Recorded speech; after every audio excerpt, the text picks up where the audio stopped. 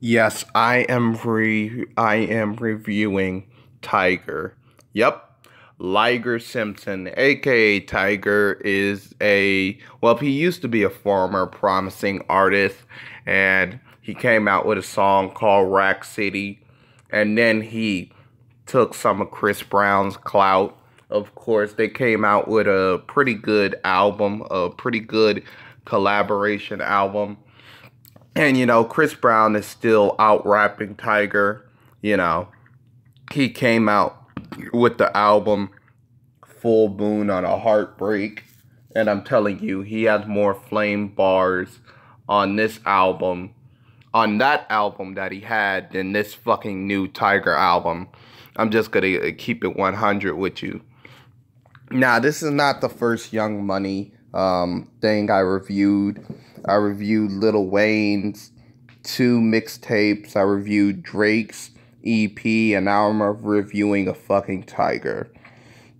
So yeah, just this is how it's going. So the first thing I want to point out is this fucking atrocious album cover. Like, oh gosh. It's like he tried to do like anime fiction porn. I don't know what to say about it. And of course, I have the comment on the top from Twitter. And I'll just talk about that. And you can look at this and just, oh God. But let's get into the track listing if I can survive this. You know how Future came out with like those two albums, and then he did Future and then Hendrix, and Hendrix had him singing. Yeah, that's basically what Tiger is doing on this album. Or he's pretty much took too much, like, I don't know, like influence from Chris Brown, and now he wants to be a fucking crooner. And one thing I have to say about this album is, why is it named after Japan, but the first two tracks, Temperature, and the other track is like have this Caribbean feel? I mean, what's up with that? I mean, if you're just gonna name something out of Japan, or just name something after Japan, have an album cover that's referencing Japan, then why would you not have any, like, I don't know, Far East instrumentals, or just bring on the guy who used to be Rich Brian or Rich Chigger on this fucking album. I don't care. On the song Temperature, he says you're hot and cold. That means you're warm. Tiger, no it doesn't. Warm have to do with being fucking hot. So it's leaning towards hot. That's like me saying you're hot and cold. That means you're nippy. I mean, come fucking on. At least if you said lukewarm, like this whole fucking album, then that would make some types of sense, at least.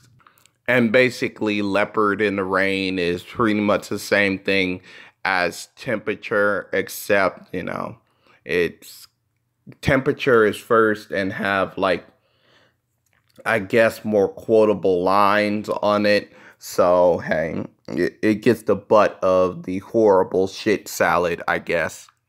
Come on and ball with me. He makes a lame reference to put on my jersey and ball with me. Like, really? On Boss Up, he says, fuck the law. Well, if he says, fuck the police, you're the law. Which I guess he's like saying, I mean, is he saying that his girlfriend's like a policeman, or maybe she's like a boss, like a police? Either fucking way, it's pretty dumb. It's like saying, I don't know. It's like saying fuck air pilots, or fuck air pilot control. You're a waitress or a tender on there. If you get what I mean. Or fuck the chef, you're a cook. There. On a song like You Cry, it definitely sounds like he's crying, because he says he's been insecure for a while. I bet you have. And on a song like King of the Jungle, he says that he's lying like Simba, and that My Girl Is Your Favorite Label, just some weak shit. On Hard to Look, the only thing I can remember is he had a lame DJ Khaled reference, which is another one like he's fucking Little Kim. Alright, I Need a Girl Part 3 have some of the most obnoxious, ear-bleeding auto-tune and vocal effects on the whole entire album, just like to warn you.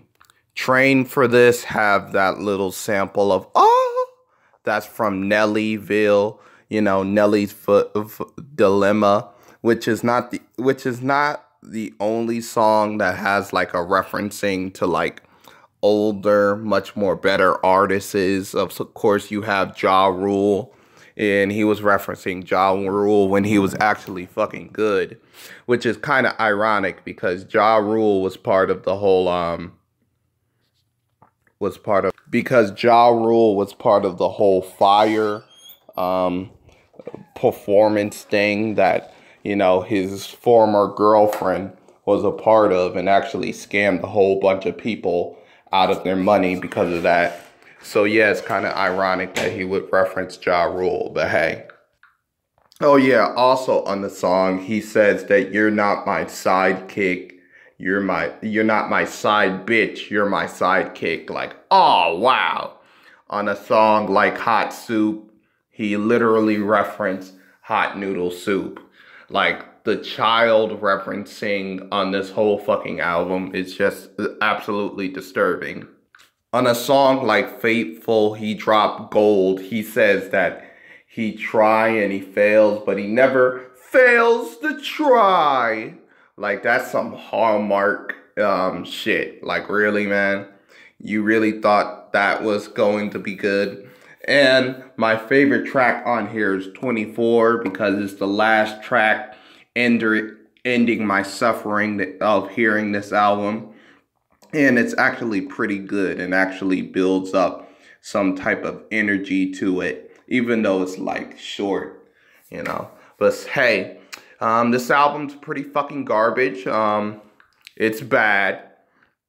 It's like his R&B crooning album and shit like that. Oh, actually, the song was called Hold On. Oh, and also I missed Sip a Little. Oh yeah, Sip a Little is garbage too. I just like to say that.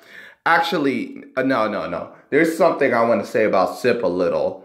The whole song is about the more drunker he gets, the more thirstier he gets. Every time he sips, he thinks about this girl that he lost. So yeah, I wanted to point that out. But as I was saying, this album is garbage, trash, just manure, but it was still better than the B.O.B. album.